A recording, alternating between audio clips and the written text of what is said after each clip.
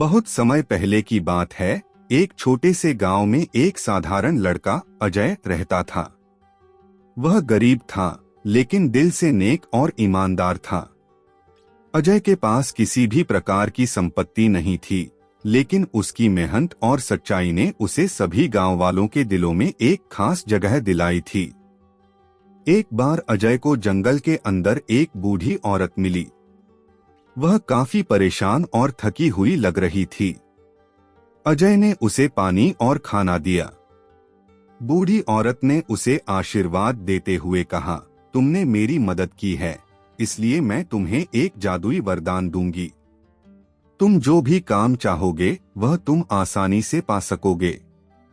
अजय ने यह सुनकर कृतज्ञता से उसका धन्यवाद किया, लेकिन उसने यह वरदान कभी नहीं मांगा।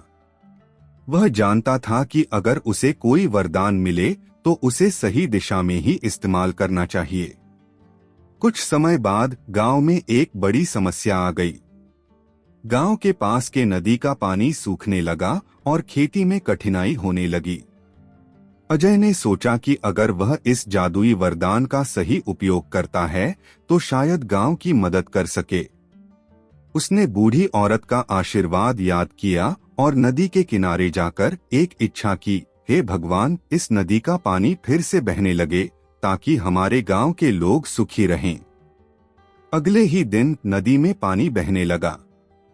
गांव के लोग अजय के इस महान कार्य को देखकर हैरान रह गए। लेकिन अजय ने कभी किसी को बताया नहीं कि उसे यह वरदान मिला था। वह हमेशा अपने काम को ईमानदारी से करता रहा। समय के साथ अजय का नाम और प्रतिष्ठा बढ़ने लगी। उसकी मदद से गांव में सुख शांति आ गई। और इस तरह से अजय ने अपनी सच्चाई और मेहनत से जादुई वरदान का सही उपयोग किया और अपने गांव को समृद्ध बनाया। बहुत समय पहले एक छोटे से गांव में एक लड़का रहता था, जिसका नाम मोहन था। मोहन बहुत ही समझदार और मेहनती था, लेकिन उसके पास कुछ भी नहीं था। एक दिन वह जंगल में लकड़ी काटने गया और वहां उसे एक पुराना और घिसा हुआ तेल का दीपक मिला। मोहन ने दीपक को उठाया और उसे साफ करना शुरू किया। जैसे ही उसने दीपक को रगड़ा, उसमें से एक विशाल जिन्न निकला। जिन्न ने कहा, तुमने मुझे मुक्त किया है, अब मैं तुम्हें 3 इच्छाएं पूरी करने का वादा करता हूँ। मोहन ने खुशी से जिन्न से कहा, मेरी पहली इच्छा है कि मेरे पास हमेशा खाने पीने के लिए बहुत सारा सामान हो। जिन्न ने अपनी जादुई शक्तियों से मोहन के घर को भर दिया स्वादिष्ट भोजन और मिठाइयों से। फिर मोहन ने दूसरी इच्छा की, मुझे बहुत सारी दौलत चाहिए ताकि मैं किसी भी चीज की कमी महसूस न करूं। जिन्न ने तुरंत सोने चांदी और बहुमूल्य रत्नों से मोहन का घर भर दिया। अब मोहन ने तीसरी और आखिरी इच्छा के बारे में सोचा। वह थोड़ा सोच में पड़ा और फिर कहा, मेरी तीसरी इच्छा है कि मुझे सच्चा सुख और शांति मिले ताकि मैं किसी भी परेशानी में न फंसूं। जिन्न मुस्कुराया और कहा, तुम्हारी तीसरी इच्छा पूरी हुई मोहन। अब मोहन का जीवन बदल चुका था। उसके पास सब कुछ था, लेकिन सबसे महत्वपूर्ण बात यह थी कि उसे सच्चा सुख और शांति मिली थी। मोहन ने समझा कि अगर इंसान के पास सच्चा संतोष और शांति हो तो बाकी सब चीजें अपने आप मिल जाती हैं। एक समय की बात है, एक शांत गांव में मीरा नाम की एक लड़की रहती थी। वह दिल से बहुत प्यारी थी और उसमें एक खास बात थी, वह जानवरों से बात कर सकती थी। लेकिन वह अक्सर अकेली महसूस करती थी क्योंकि उसका परिवार उसकी इस खास क्षमता को समझ नहीं पाता था।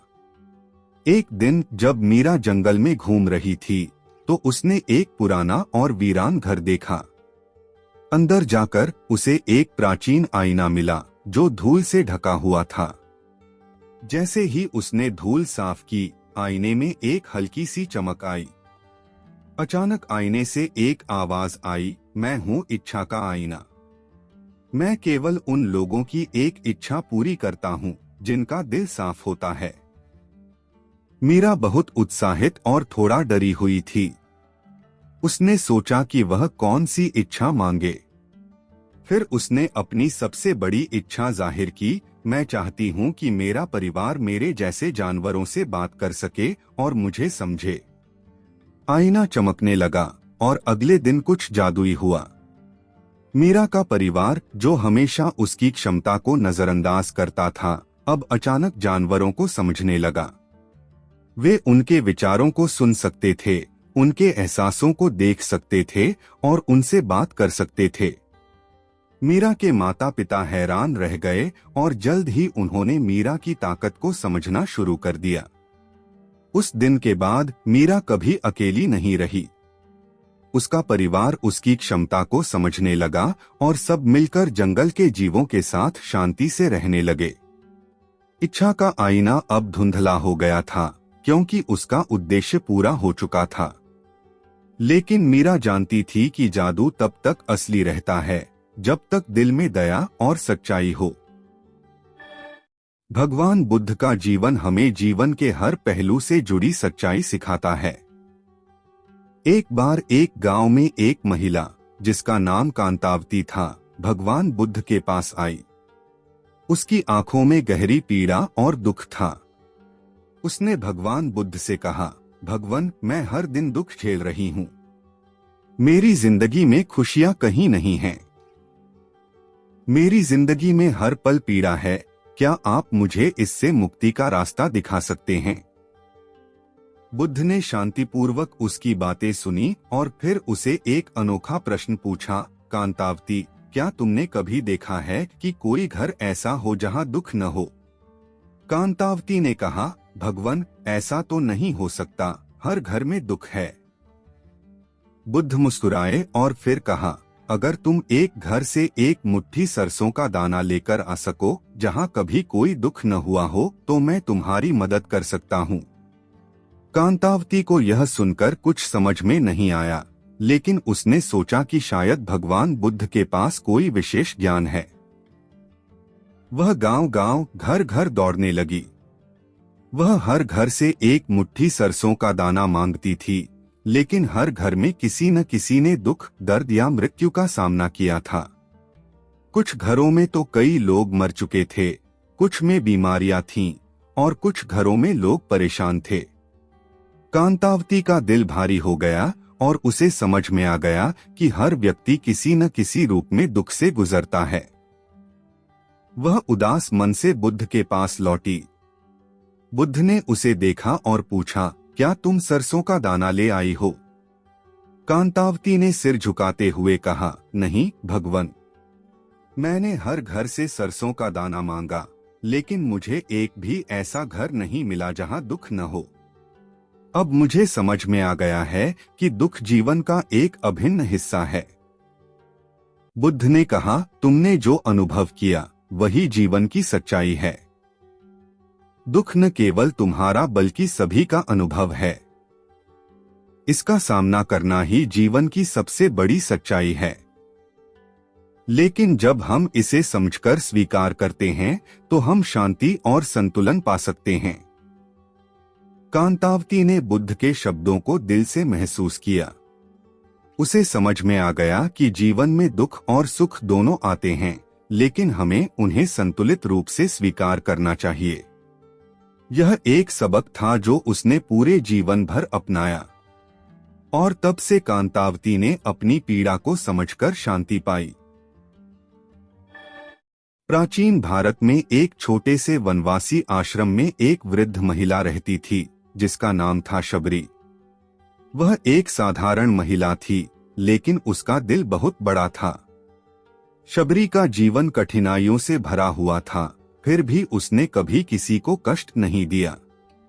शबरी को भगवान राम की भक्ति में बहुत श्रद्धा थी और वह हर दिन उनका नाम जपती रहती थी।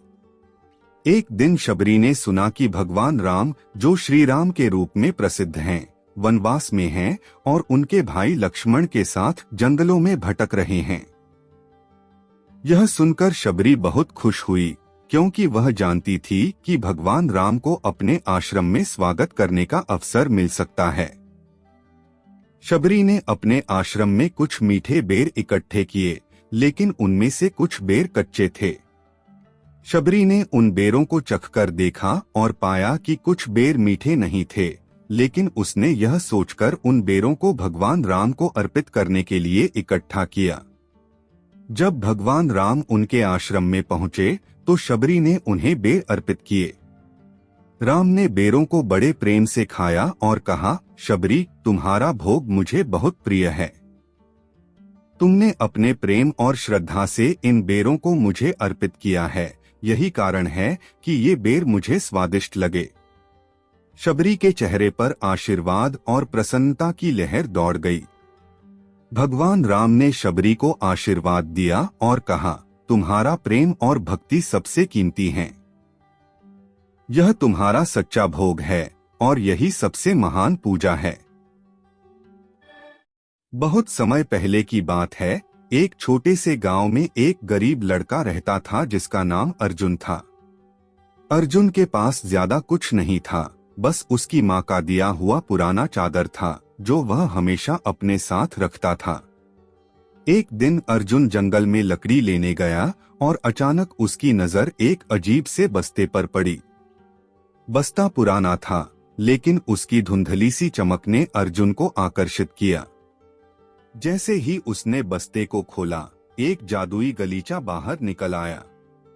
अर्जुन ने कभी ऐसी चीज नहीं देखी थी और उसे यह बहुत अजीब लगा। जैसे ही अर्जुन ने गलीचे पर हाथ रखा, गलीचा धीरे धीरे उड़ने लगा। अर्जुन हैरान था, लेकिन उसने डर को नकारते हुए गलीचे पर बैठने का निर्णय लिया। जैसे ही वह गलीचे पर बैठा, गलीचा हवा में उड़ने लगा और उसे पूरे गांव के ऊपर आकाश में ले गया। अर्जुन ने महसूस किया कि अब वह किसी भी जगह जा सकता है।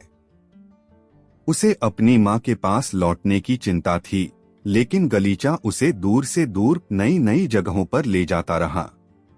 अर्जुन ने देखा कि गलीचा उसे उन स्थानों पर लेकर जाता जहां लोगों को उसकी मदद की जरूरत थी।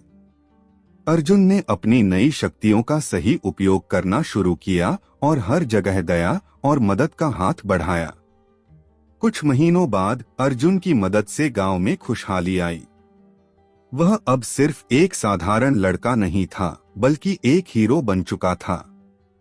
उसका जादुई गलीचा उसे अब हर समय नई नई चुनौतियों से अवगत कराता और अर्जुन अपने दिल में यह जानता था कि जब तक वह सही कारण के लिए काम करेगा, गलीचा हमेशा उसका साथ देगा। बहुत समय पहले की बात है। एक छोटे से गांव में एक अद्भुत पेड़ था जिसे लोग जादुई वृक्ष कहते थे। गांव वालों का मानना था कि इस पेड़ के नीचे एक पुरानी आत्मा रहती है जो किसी की भी सच्ची इच्छा पूरी कर सकती है। केवल वही लोग इस पेड़ से मन्नत मांग सकते थे जिनका दिल सच्चा और शुद्ध होता। एक दिन गांव में एक लड़का आरव आया। वह बहुत गरीब था और अपने माता पिता के साथ खेतों में काम करता था। आरव की एक बड़ी इच्छा थी। वह चाहता था कि उसके परिवार को कभी भूखा न रहना पड़े और उसकी मां को अच्छे स्वास्थ्य में जीवन बिताने का अवसर मिले। वह इस बात से अनभिज्ञ था कि वह जिस पेड़ के पास से गुजर रहा है वह एक जादुई पेड़ है। एक दिन वह पेड़ के पास गया, अपने दिल में पूरी ईमानदारी और विश्वास के साथ अपनी इच्छा व्यक्त की। पेड़ की शाखाओं में हल्की सी सरसराहट हुई और अचानक एक आवाज आई, तुम्हारी इच्छा पूरी होगी, लेकिन याद रखना, सच्चे दिल से काम करने से ही सफलता मिलती है। आरव ने अगले कुछ महीनों में बहुत मेहनत की। उसने न केवल अपने खेतों को अच्छे से जोड़ा, बल्कि आसपास के गांव वालों की मदद भी की। धीरे धीरे उसकी मेहनत रंग लाई और गांव में अनाज का भंडार बढ़ने लगा। उसकी मां की सेहत भी ठीक हो गई और अब वह बिना किसी तकलीफ के दिन बिता सकती थी। गांव वाले यह देखकर हैरान रह गए और समझ गए कि जादुई वृक्ष का जादू केवल इच्छाओं के पूरा होने में नहीं, बल्कि सच्ची मेहनत और नेक दिल से काम करने में छिपा था। किसी समय की बात है, देवों और राक्षसों के बीच युद्ध छिड़ा हुआ था। राक्षसों ने देवताओं से अपनी शक्ति छीनने के लिए एक महायुद्ध छेड़ दिया था। राक्षसों के नेता रथासुर ने देवताओं को पूरी तरह से हराया और स्वर्ग पर कब्जा कर लिया। सभी देवता भयभीत थे। वे भगवान शिव के पास गए और उनसे सहायता की प्रार्थना की। भगवान शिव ने उनकी प्रार्थना स्वीकार की और मां पार्वती के साथ महादेव के रूप में प्रकट हुए। भगवान शिव ने राक्षसों को चुनौती दी और उनसे युद्ध करने के लिए युद्ध भूमि में पहुंचे। शिव के त्रिशूल और शरण में आई शक्ति से राक्षसों की सेना एक एक करके समाप्त होने लगी। रथासुर, जो सबसे बड़ा राक्षस था, वह शिव से युद्ध करने आया। भगवान शिव ने उसे अपने त्रिशूल से मृत्यु का दंड दिया। राक्षसों की पूरी सेना भगवान शिव के सामने हार गई और देवताओं ने स्वर्ग वापस पा लिया। भगवान शिव ने न केवल देवताओं की रक्षा की, बल्कि यह भी सिद्ध कर दिया कि सत्य और धर्म की हमेशा विजय होती है। इस कहानी से हमें यह सीखने को मिलता है कि भगवान हमेशा अपने भक्तों की मदद करने के लिए तैयार रहते हैं और दुष्टों का नाश करते हैं। एक गांव में एक युवक मोहन अपनी पत्नी राधा के साथ रहता था। मोहन एक मेहनती आदमी था जो दिन रात खेतों में काम करता और घर की जरूरतों को पूरा करता। वहीं राधा घर के कामों से हमेशा बचती रहती। सुबह का समय हो तो वह खुद को आलसी दिखाने के लिए बिस्तर से जल्दी नहीं उठती और दिन भर की कोई भी जिम्मेदारी उठाने से कतराती। एक दिन मोहन ने सोचा, अगर मैं मेहनत कर सकता हूँ तो राधा को भी अपने हिस्से का काम करना चाहिए। उसने राधा से कहा, तुम घर के काम संभालो और मैं खेतों में काम करने जाऊंगा। लेकिन राधा ने हमेशा की तरह जवाब दिया, तुम खेतों में मेहनत कर लो, मुझे आराम करने दो, घर का काम बाद में हो जाएगा। वक्त बीतता गया, लेकिन राधा का आलस्य नहीं गया। एक दिन मोहन की मुलाकात गांव के बुजुर्ग किसान से हुई। बुजुर्ग ने उसे समझाया, बेटा, आलस्य घर को नुकसान पहुंचाता है। घर में हर किसी का अपना हिस्सा होता है। यदि हर कोई अपने हिस्से का काम सही समय पर नहीं करता तो समाज और परिवार में समस्याएं बढ़ सकती हैं। यह बात मोहन पर गहरी छाप छोड़ गई। उसने सोचा कि वह अपनी पत्नी के आलस्य को बदलने के लिए उसे प्यार और समझ से समझाएगा। अगले दिन उसने राधा से कहा, राधा, अगर तुम घर का काम अच्छे से करोगी तो मुझे बहुत मदद मिलेगी। यह सब हमारी सुख शांति के लिए है। राधा थोड़ी चुप रही, फिर उसने मोहन की बातों को समझा और घर के काम में उसकी मदद करना शुरू किया। धीरे धीरे राधा ने समझ लिया कि घर में जिम्मेदारी साझा करना जरूरी है। आलस्य को त्याग कर वह घर के कामों में सक्रिय हुई और मोहन के साथ मिलकर अपने घर को सजाने में जुट गई। मोहन को भी अब घर में शांति और खुशी महसूस होने लगी। आलस्य हमें केवल पीछे खींचता है, जबकि जिम्मेदारी और मेहनत ही सफलता और खुशहाली की कुंजी है।